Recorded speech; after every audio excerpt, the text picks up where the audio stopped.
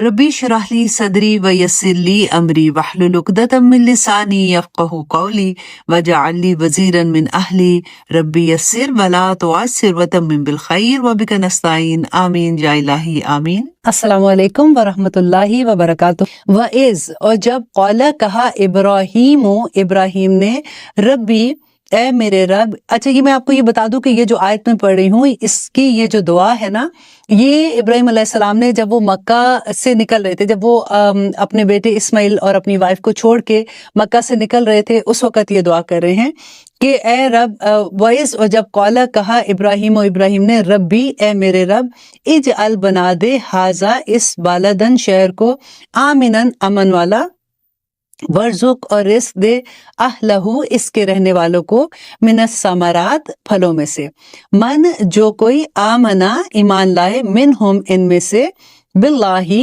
अल्लाह पर बल यौमिल आखिरी और आखिरत के दिन पर।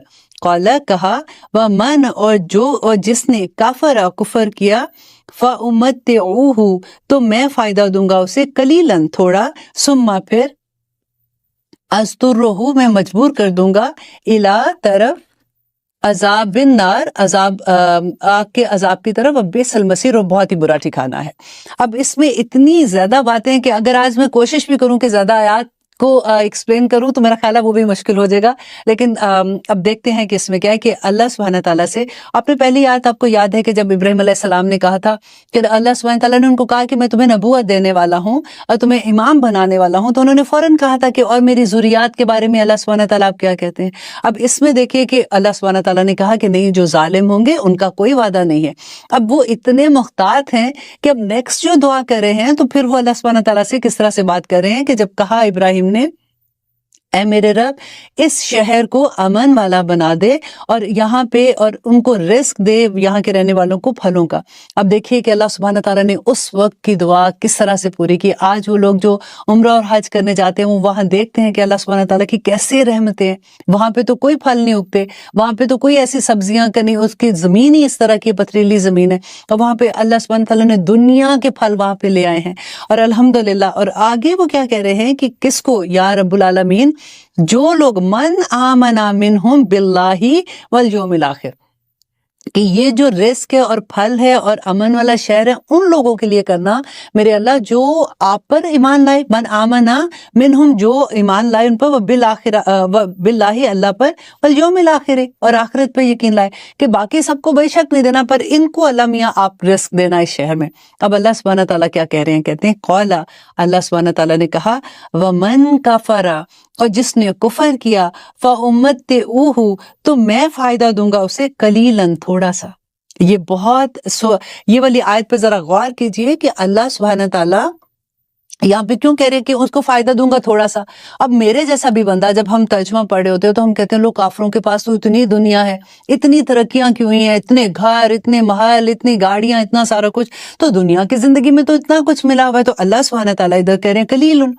तो अब आपको मैं एक कुरान से ही इसका मैं आपको डिटेल बताती हूँ, तफसीर कुरान से ही करते हैं कि आयत नंबर सूरह ज़ुखरफ की आयत नंबर 35 है। आप खुद भी इसको अंडरलाइन कर लें और आप देखिएगा कि अल्लाह सुब्हानहू तआला क्या कहते हैं। और अगर ये बात ना होती कि तमाम लोग एक ही तरीके पर हो जाएंगे तो रहमान के साथ कुफर करने वालों के घरों की छतों को हम चांदी की बना देते और उनकी सीढ़ियों को भी जिन पर वो चढ़ा करते हैं और उनके घरों के दरवाजे और तख्त भी सोने के बना देते जिन पर वो तकिया लगा लगा कर बैठते हैं। सुभान अल्लाह। अल्लाह सुब्हानहू तआला कहते हैं कि अगर मुझे ये डर ना होता कि काफिरों की ऐसी चीजें देख के, दुनियावी चीजें देख के, कि ईमान वाले भी डगमगा जाएं, तो वो सोचे कि इनको तो अल्लाह सुब्हानहू तआला ने इतना दिया तो ये ठीक ही कर रहे होंगे। तो अल्लाह सुब्हानहू तआला, क्योंकि उनके अल्लाह के नजदीक दुनिया की हैसियत मच्छर के पर के बराबर भी नहीं है, इसलिए अल्लाह सुब्हानहू तआला कहते हैं अगर मैं उनको इतना कुछ दे दूं, उनके सब कुछ आपने देखा है, उनके घर सोने के बना दूं, तो और ये सब कुछ यूं ही सा दुनिया की जिंदगी का फायदा है, यूं ही सा दुनिया की जिंदगी का फायदा है। और आखिरत तो आपके रब के नजदीक सिर्फ परहेजगारों के लिए है, आखिरत सिर्फ परहेजगारों के लिए। देखें अल्लाह सुब्हानहू तआला दुनिया में रहम जो है ना, देखिए अगर ऐसा नहीं होता कि हम अल्लाह की नाफरमानी करें और अल्लाह सूरज को कहे कि आज इनके घर पे रोशनी ना पहुंचाना, یا ہوا کو کہہ دے کہ آج ان کے گھر کے اندر آکسیجن نہیں لے کے جانا. اللہ تعالیٰ کی دین جو ہے، اللہ تعالیٰ کی رحمتیں وہ ہر انسان پہ ہیں. دیکھیے اگر ہم امتحان کے کمرے میں ہیں تو وہاں پہ اگر ہمیں ایک کلاس روم ہے نا جس میں ہم ایگزام دینے بیٹھتے ہیں، وہاں ہمیں چیئر بھی ملے گی، ہمیں پیپر بھی ملتا ہے، ہمارے پین بھی ہمارے پاس ہوتا ہے. تو چیزیں تو وہاں پہ ہمیں جیسے ڈوئر ہوتے ہیں نا، کرنے کی چیزیں تو وہاں پہ ملیں گی نا. اب پیپر کیسا کرتے ہیں یہ اصل میں دیکھنے کی بات ہے. اور اللہ سبحانہ تعالیٰ آگے کہتے ہیں اوکے یہ سب کچھ یوں ہی سا دنیا کی زندگی کا فائدہ ہے، اور آخرت تو آپ کے رب کے نزدیک صرف پرہیزگاروں کے لیے ہے. اور یہ بہت ڈرنے والی آیت ہے، سورہ زخرف پڑھ کے دیکھیے. اور جو شخص رحمان کی یاد سے غفلت کرے ہم اس پر ایک شیطان مقرر کر دیتے ہیں، اور وہی اس کا ساتھی رہتا ہے، اور وہ انہیں راہ سے روکے رکھتا ہے، اور یہ اسی خیال میں رہتے ہیں کہ یہ ہدایت یافتہ ہے، یہاں تک کہ وہ ہمارے پاس آئے گا اور کہے گا کاش میرے اور تمہارے درمیان مشرق اور مغرب کی دوری ہوتی، تو بڑا برا ساتھی تھا. اور جبکہ تم ظالم ٹھہر چکے اور تمہیں آج ہرگز کوئی نفع نہ دے سکے گا، اور جبکہ اور آج تمہیں ہرگز کوئی نفع نہ دے سکے گا. دیکھیے شیطان جو ہے نا وہ کوئی سینگ نکال کے نہیں آئے گا، نہ وہ ایسی شکل میں آئے گا کہ ہمیں پتہ چلے گا کہ یہ شیطان ہے. اللہ سبحانہ تعالیٰ نے اس میں کیا کہا ہے کہ وہ اللہ سبحانہ تعالیٰ اس کا ساتھی شیطان کو بنا دیں گے، اس کا دوست شیطان بنا دیں گے. ایسے دوست بنا دیں گے جو اس کو اللہ کی راہ میں آنے سے روکیں گے، جو اس کو یہ کہیں گے کہ کیا تم فنیٹک ہو گئی ہو، آج کل تو تمہیں اور کچھ سوچتا ہی نہیں ہے، بس کرو، اب ریگولر زندگی بھی تو ہے. ہمارا پرابلم ہی یہ ہے کہ ہم نے دین اور دنیا دو بالکل سیپریٹ چیزیں کر دی ہیں. کیونکہ جب ہم سوچتے ہیں کہ اب نماز پڑھ لی ہے، تسبیح کر لی ہے، جب ہم مسجد میں جاتے ہیں تو یہ ہمارا دین کا ٹائم ہے. اب جب ہم پارٹی میں جا رہے ہیں، اب جب ہم دنیاوی چیزیں کر رہے ہیں، تو اب یہ ہمارا کلچر اس میں آ جاتا ہے. لیکن اللہ سبحانہ تعالیٰ نے دین جو ہے وہ ہمیں مکمل ہماری حیات ہے، ہماری پوری زندگی دین ہے. بات تبھی بنے گی جب ہم اپنی پوری زندگی میں دین کو اپلائی کریں گے. ہمارا جینا مرنا جس کو کہتے ہیں وہ ہمارا دین پہ ہوگا. اور وہ کیسے ہوگا؟ جب ہمیں دیکھیں قرآن میں یہ تو نہیں، قرآن میں نماز روزہ حج زکوٰۃ ہی تو نہیں ہے سارا کچھ. اب دیکھیں جب بچہ ماں کے پیٹ میں ہوتا ہے تو اللہ سبحانہ تعالیٰ اسی قرآن میں اللہ سبحانہ تعالیٰ اس کی ایک ایک سٹیج کو بیان کر دیتے ہیں. جب وہ باہر آتا ہے تو اللہ سبحانہ تعالیٰ بتا دیتے ہیں کہ اس کے منہ میں جو رزق جائے گا وہ حلال رزق جانا ہے. پھر اس کے بعد اللہ سبحانہ تعالیٰ اس بچے نے ماں کا دودھ کتنی ٹائم تک پینا ہے وہ تک قرآن میں بتا دیا. اس کے بعد وہ ہدایت کی کتاب اللہ نے کیا کہا تھا؟